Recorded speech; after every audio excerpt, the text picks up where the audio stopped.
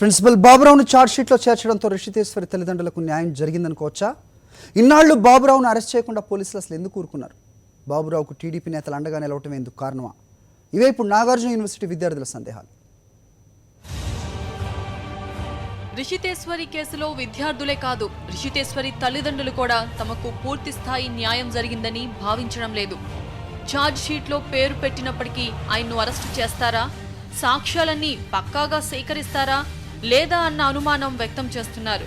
Balasubrahmanyam committee చెప్పినట్టు ప్రభుత్వం ఇంకా ప్రత్యేక న్యాయవాదిని కూడా నియమించకపోవడం పట్ల అసంతృప్తి వ్యక్తం చేస్తున్నారు. ఇప్పటికే సీఎంని కూడా కలిసి రిషితేశ్వరి కేసుతో పాటు ఇతర ర్యాగింగ్ కేసులకు ఫాస్ట్ ట్రాక్ కోర్టులు ఏర్పాటు చేయాలని కోరినా ప్రభుత్వం ఇప్పటి వరకు పట్టించుకోలేదు. సీఎం గారికి కానీ విద్యాశాఖ మంత్రి గారికి కానీ నేను కోరుకునేది ఒకటే, ఏంటంటే ఈ కేసుని ఫాస్ట్ ట్రాక్ కోర్టులో పెడతాను అని ఆ రోజు చెప్పారు, దాన్ని కూడా పెట్టండి దయచేసి.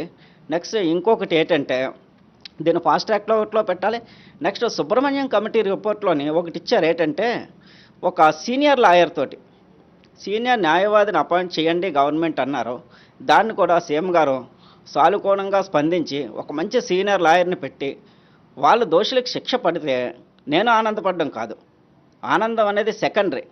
రాష్ట్రంలోని ఏదైనా ప్లేస్లో కానీ విద్యా సంస్థల్లో కానీ విద్యాలయాల్లో కానీ ర్యాగింగ్ జరుగుతున్నది అంటే విద్యార్థులతో పాటు అక్కడ మేనేజ్మెంట్ను కూడా ప్రభుత్వం శిక్షిస్తుంది. కాబట్టి గతేడాది ఆగస్టు 14న రిషితేశ్వరి ర్యాగింగ్ కారణంగా ఆత్మహత్య చేసుకుంటే గుంటూరు పోలీసులు ఇప్పటికీ ఛార్జ్ షీట్ దాఖలు చేశారు. విద్యార్థులతో పాటు అప్పటి ప్రిన్సిపల్ బాబురావు కూడా ర్యాగింగ్, రిషితేశ్వరి ఆత్మహత్యకు కారణమంటూ విద్యార్థులు, రిషితేశ్వరి తల్లిదండ్రులు ఆరోపించారు. అంతేకాదు రిషితేశ్వరి తల్లిదండ్రులు లిఖితపూర్వకంగా ఫిర్యాదు కూడా చేశారు. కానీ ఇన్నాళ్ళు ప్రభుత్వం అసలు ఆ ఫిర్యాదునే పట్టించుకోలేదు. బాబురావుపై కేసు పెట్టలేదు, అరెస్టు చేయలేదు. పోలీసులు ఇన్నాళ్ళు ఎందుకు బాబురావును అరెస్టు చేయలేదన్నది విద్యార్థుల ప్రశ్న.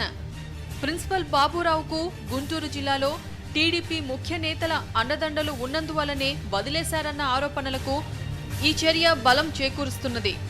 దీన్ని త్వరితంగా తప్పించుకోకుండా బాబురావు శిక్ష పడేలాగా తల్లిదండ్రులు కోరుకునే విధంగా మరి విచారణ జరగాలి. ముఖ్యంగా మొత్తం ఈ రిషితేశ్వరి ఇష్యూలో చూస్తే బాలసుబ్రహ్మణ్యం కమిటీ ఇచ్చిన దాంట్లో చాలా వెలుగు చూస్తాయి. ఈ అమ్మాయి ఆత్మహత్య వల్ల బాబురావు విషయం బయటకు వచ్చింది. ఈరోజు ఒక అమ్మాయి చావుకు కారణం ఆ కాలేజీలో ఈరోజు వాల్యూస్ మోరల్స్ లేకుండా చేయడానికి కారణం బాబురావు. కాలేజ్ యూనివర్సిటీ డబ్బులతో మందు తెప్పించుకోవడం ఎంత ఇల్లీగల్. కాలేజీ ఆవరణ కాకుండా హయత్కి వెళ్ళటం, ఆయన ఒక్కడే కూడా ఆ పార్టీకి రావటం, ఆడపిల్లలతో సిగ్గు లేకుండా ఆయన వేసిన డాన్సులు మనం అందరం చూసాం. సో ఆ అమ్మాయి లైఫ్ ఆత్మహత్యకు ప్రేరేపించిన మొదటి ముద్దాయి బాబురావు. కాబట్టి ఆయన్ని A1గా కూడా చేర్చాలని మేము డిమాండ్ చేస్తూ ఛార్జ్ షీట్లో చేర్చిన పోలీసులు ఇప్పుడు A4 బాబురావును ఎన్ని రోజుల్లో అరెస్టు చేస్తారన్నది సర్వత్రా వినిపిస్తున్న ప్రశ్న. సాక్షి న్యూస్, హైదరాబాద్.